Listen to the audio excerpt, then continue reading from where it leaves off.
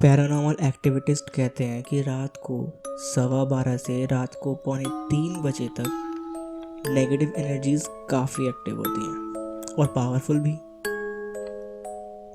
और ये बात शुरू होती है 12:30 से। पूरे हॉल में ठंड आ चुकी थी और ह्यूमन फ्लैश की बदबू पूरे हॉल में महसूस हो रही थी। और उसके साथ साथ उस लड़के की चीख पूरे हॉल में गूंज रही थी। जब तक कोई समझ पाता है एग्जैक्टली हुआ क्या है, हॉल का डोर अपने आप बंद हो गया और वो लड़का हवा में झूलने लगा, फिर एकदम से गिर गया। अब वो लड़का एकदम चुप था।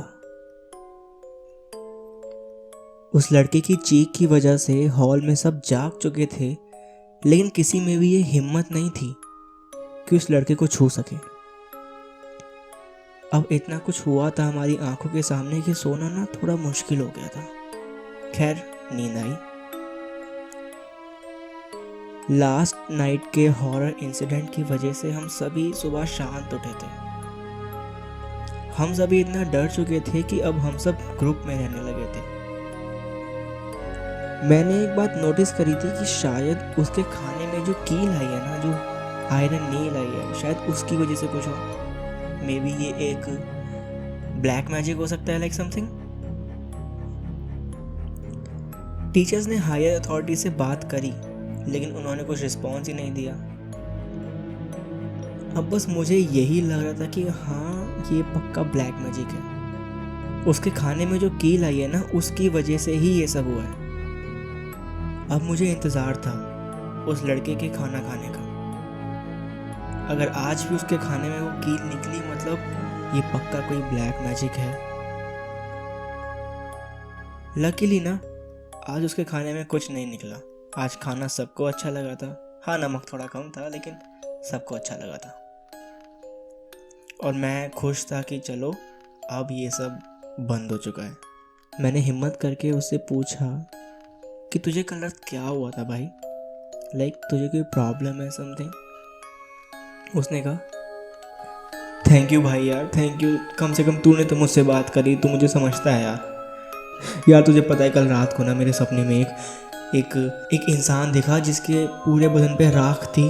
अघोरी टाइप इंसान दिख रहा था और उसने ना अपने हाथों में एक मटका लिया हुआ था और वो लाल सा मटका था और वो राख खा रहा था। उससे उलझे हुए बाल, राख से ढका हुआ शरीर, फटे हुए कपड़े और खून से भरी आंखें। भाई उसने अपना हाथ मटकी में डाला और उसने राख बाहर निकाली और वो राख खा रहा था। भाई मैं डर गया था यार, मैं बहुत डर गया था, मतलब। और कोई बात भी नहीं कर रहा है मुझसे यार। और पता है वो कह रहा था कि तुझे मेरे साथ चलना है। उसने कहा तुझे अपनी जान देनी पड़ेगी। और भाई वो उसने कहा वो आज फिर आएगा। मुझे डर लग रहा है यार, बहुत डर लग रहा है मुझे। तुझे मेरे साथ चलना है, तुझे अपनी जान देनी होगी। यही कह रहा था यार।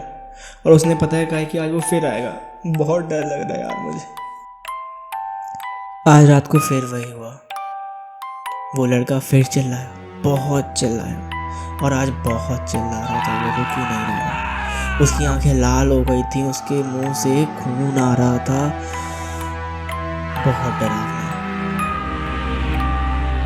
हम सभी ने दोबारा एक अचानक आने वाली ठंड को महसूस किया और दोबारा हमने ह्यूमन फ्लैश की स्मेल महसूस करी। आज वो बहुत चिल्ला रहा था। आज मैंने और कुछ लड़कों ने मिलकर हिम्मत करी और उसे थोड़ा जगाने की कोशिश करी। और कल की तरह वो दोबारा झूल रहा था। हम सभी ने उसे पकड़ा और नीचे बिठाने की कोशिश करी और हम सभी नाकाम थे। उस रात वो इतना चिल्लाया कि पूरी बिल्डिंग उसके चीखों से गूंज उठी थी। लगभग 3 मिनट के चिल्लाने के बाद वो ज़मीन पे गिर गया, मानो कि उसे ज़मीन पे किसी ने फेंक दिया हो। मैं उसे जगाने गया कि भाई तू ठीक है, लेकिन वो लड़का मर चुका था। भाई मुझे प्लीज़ बचा ले, मुझे घर जाना है, कुछ कर भाई। भाई मुझे लगता है आज मैं नहीं बचूंगा, मुझे मेरे मम्मी पापा से मिलना है भाई। भाई कुछ नहीं होगा, तू शांत हो भाई। भाई देख, कुछ नहीं होगा, शांत हो, शांत हो, ऐसा कुछ नहीं होने वाला, वो रात को नहीं आएगा। देख कोई नहीं, ये तेरा सपना है और कुछ नहीं है। और वैसे भी कल का ही तो दिन है, उसके बाद हम जा ही तो रहे हैं घर। सब ठीक होगा भाई, तू इतना मत सोच। भाई अगर मैं ना बचूं ना तो ये लेटर मम्मी पापा को दे दियो। पापा मम्मी, आज छठी बार ये मेरे सपने में आया है।